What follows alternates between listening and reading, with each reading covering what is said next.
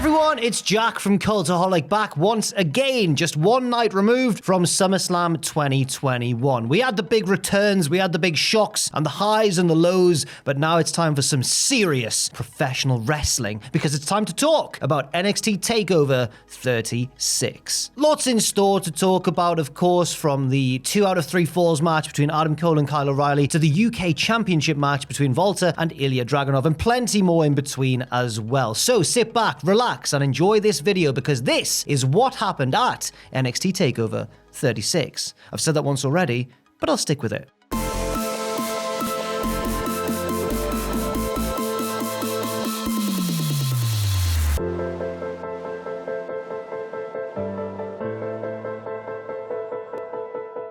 And this was one of those takeovers that has a pre-show match, actually. We had Trey Baxter taking on Ridge Holland. It's a classic big man versus flippy man setup. Ridge Holland is on top for the majority of this match, but Trey Baxter stays in it with little bursts of energy here and there. It doesn't really last very long at all, though, as Ridge Holland is dominant throughout and picks up a pretty straightforward victory in just a few minutes. He stands in the ring afterwards with Pete Dunne and gets on the mic and says this is what happens when people think they have the bollocks to challenge Ridge Holland, because he's English, so he's allowed to say bollocks. I mean, I was delighted to hear the word bollocks on NXT. He then calls out Timothy Thatcher and says this is a direct look into your future. Now on to the main portion of the show and who should start things off, but oh my god, it's Cameron Grimes. He's taking on LA Knight for the $1 Million Championship. And remember, if Grimes loses, then DiBiase has to become LA Knight's new butler. In fact, it's Ted who comes out first with a trash can and Grimes throws away his butler gear. And Grimes is really fired up at the start of this one, slapping LA Knight and kicking his ass. And Ted DiBiase even gets involved towards the start, whipping Grimes on the outside to give him extra speed in a big dropkick over the ring steps. But LA Knight gradually takes control of the match, but he can't quite put Cameron Grimes away. There's a bit of a scary Spanish fly type reversal at one stage, and Grimes has somehow gotten busted open as well, but I didn't quite catch where that had happened. Knight hits a big top rope German superplex, but Grimes just kicks out in time, and then moments later gets the $1 Million Dream locked in. LA Knight does the Bret Hart reversal, kicking off the turnbuckles into a roll-up, but Grimes rolls through and keeps the hold applied. But the wily LA Knight, he's been in a few submissions before, and he breaks it by driving Grimes face first into the corner. Knight gets the title belt from the outside to use for some reason, even though he would definitely be DQ'd and lose the match. I guess he would keep his title though, but Grimes is ready and kicks him to the outside where Ted DiBiase lays him out with a big right hand. Ted then locks in the $1 Million Dream, rolls Knight back into the ring where Grimes hits the cave-in for the 1-2-3 and he wins the $1 Million Championship. Oh, and the ref was distracted while Ted got involved on the outside as well, so it's all fine. It's all gravy, as they say. This was a fun match. It went a little bit longer than I expected actually, but it was certainly fun and very impressive from both men. A nice start to proceedings.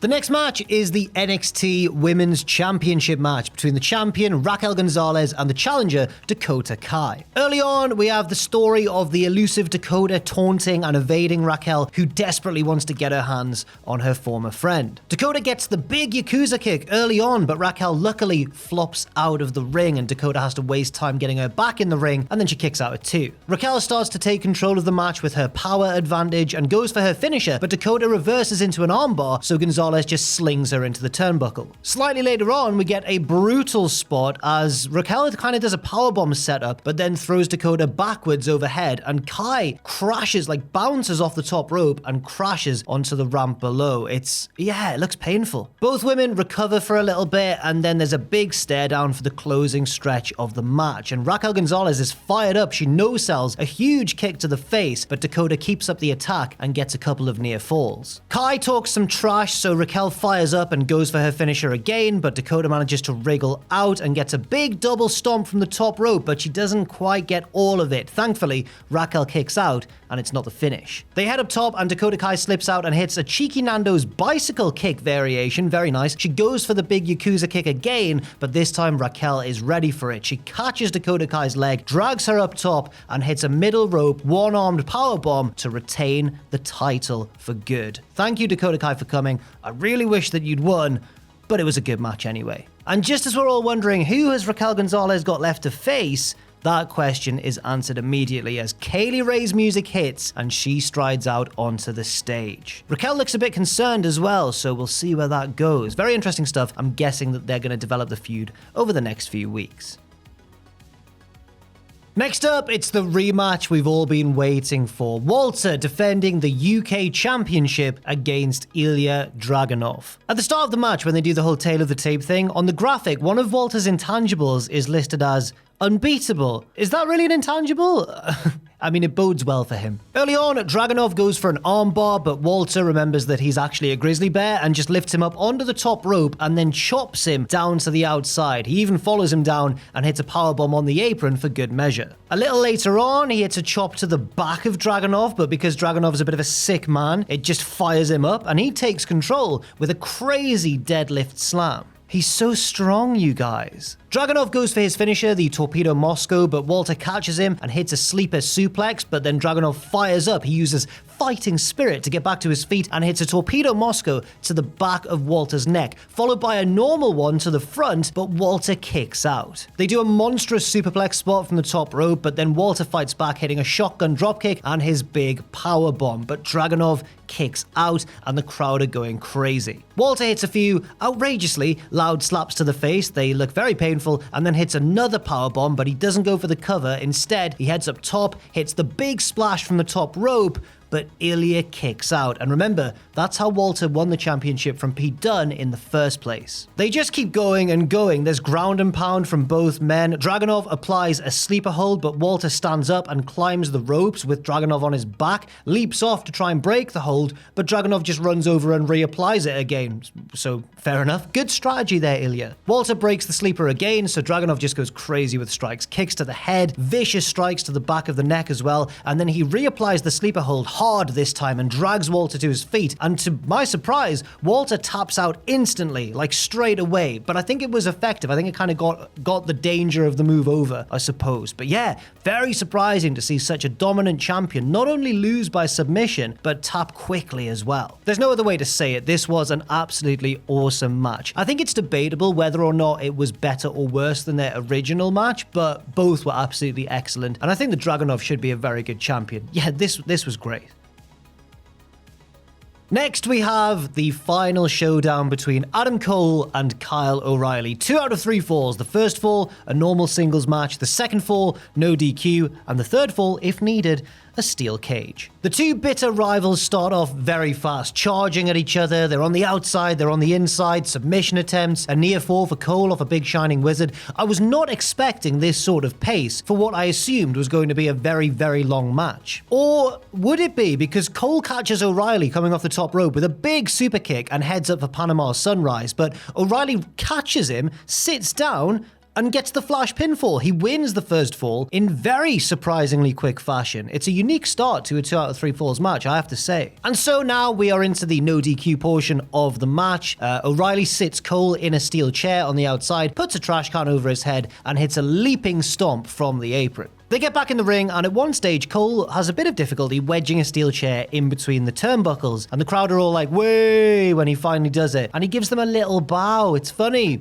It's not all about violence, guys. Or maybe it is, because Cole starts viciously working O'Reilly's ribs with a chair and then a kendo stick, and then we get a lovely bit of chain wrestling. And by chain wrestling, I mean they both get a chain from under the ring, wrap it around their fist, and then punch each other in the head a lot of times. They head up the ramp, and O'Reilly throws Cole off the side into the crowd barrier, where he, I think, maybe hits his head on the camera as well when he falls. It's a nasty landing. Back inside, Kyle drapes Cole's neck over the top of 2 chairs and heads up top for a big diving knee, but Cole cuts him off and throws him spine first from the top onto the 2 chairs. Oh, it's very grim. The last call follows, and suddenly it's 1 fall apiece. And here we go, it's time for the steel cage. Cole's just won the fall, and O'Reilly's really hurting, so Cole's all cocky. He's like beckoning the cage down, going, "Come on, bring it down, bring it down." But instead, the medical team rush in and check on O'Reilly, who isn't moving. And of course, because he's a very nasty man, Cole just attacks O'Reilly while he's being tended to, takes him out of the ring, and powerbombs him on the announce table, and then throws him back inside. O'Reilly recovers very slowly Slowly, they show a recap of the other two falls, and eventually he's ready to go and finds a burst of energy from somewhere and takes it to Adam Cole. O'Reilly gets a near fall, but Cole hits a low blow and goes for the escape, scaling the side of the cage. But O'Reilly stops him, but then he gets knocked down and Cole hits a Panama Sunrise, jumping off the top rope, nailing his finisher,